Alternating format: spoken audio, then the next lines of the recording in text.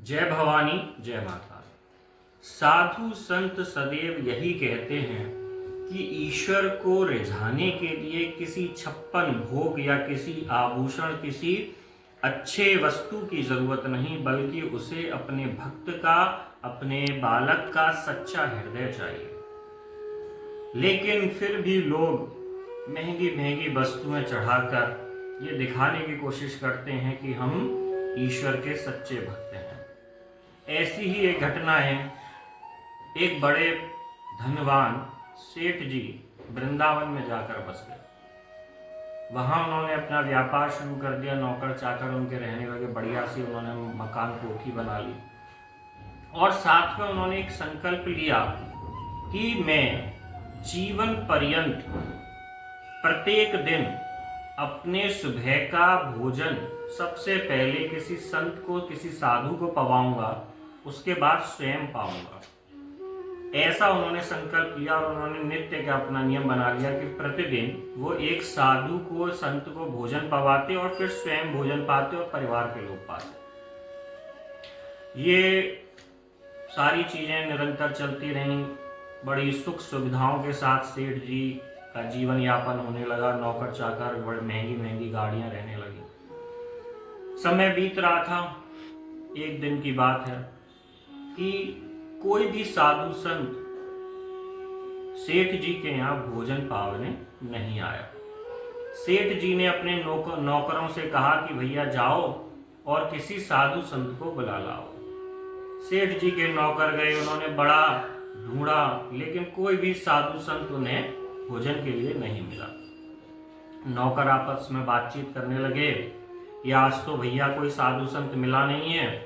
अगर कोई साधु नहीं मिला तो ना तो सेठ जी भोजन पाएंगे और ना हमें ही भोजन मिलेगा। तो उन्होंने क्या देखा कि एक बुजुर्ग सा, एक भिखारी एक जगह बैठा हुआ है। उसके पास गए। बड़े मैले कुचैले से कपड़े पहना हुआ था।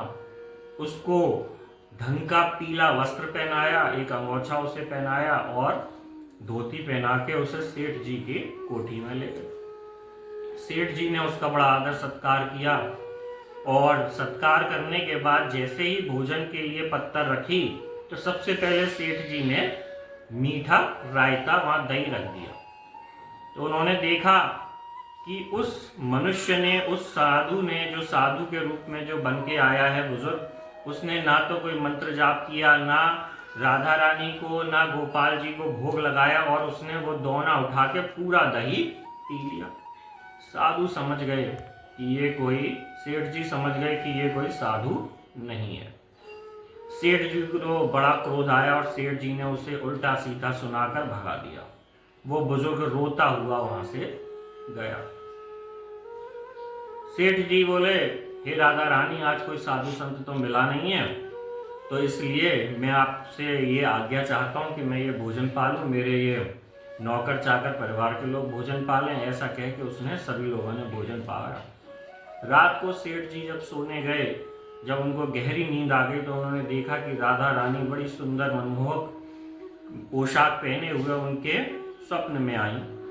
लेकिन उन्होंने देखा कि राधा रानी कुछ बोली नहीं। सेठ जी बोले, हे मेरी माता, हे राधा रानी, हे किशोरी, ऐसा क्या हुआ कि आज आप चुप हैं? राधा रानी बोली, सेठ, तू रोजीना प्रतिदिन साधु संतों को भोजन पवा के तब स्वयं भोजन पाता है।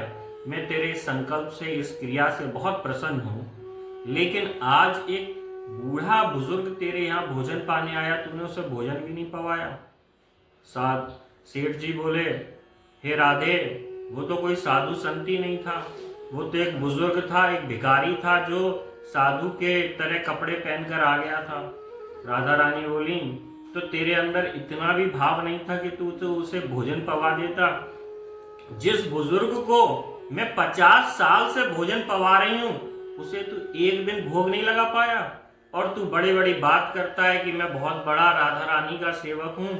अरे तुझे तो, तेरी इस क्रिया से तो मुझे बड़ा दुख हुआ है कि जिस बुजुर्ग को मैं बिना किसी इच्छा के 50 साल से भोजन की व्यवस्था कर रही थी, उसे तू एक दिन भोजन नहीं दे पाया। और राधा रानी वहां से अदृश्य हो गई। सेठ जी बड़े रोए उन्हें अपनी गलती का एहसास हुआ।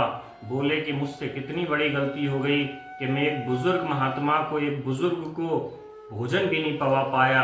भला कैसा ये मेरा संकल्प है। इसलिए साधु संत कहते हैं कि ईश्वर से जुड़ने के लिए सच्चा भाव चाहिए। जब किसी बुजुर्ग को, किसी गरीब को, किसी गौ माता को देखो तो जितनी तुम में सामर्थ्य हो उतनी सामर्थ्य से उसकी सेवा करो। उसकी सेवा करने मात्र से सिर्फ वही नहीं, ईश्वर भी प्रसन्न होता है। ऐसा भाव जिसमें होता है उस पर राधा रानी की, महादेव की, माँ पार्वती की, गणेश भगवान की कृपा बनी रहती है। बोलिए जय माँ भवानी, जय महाकाल।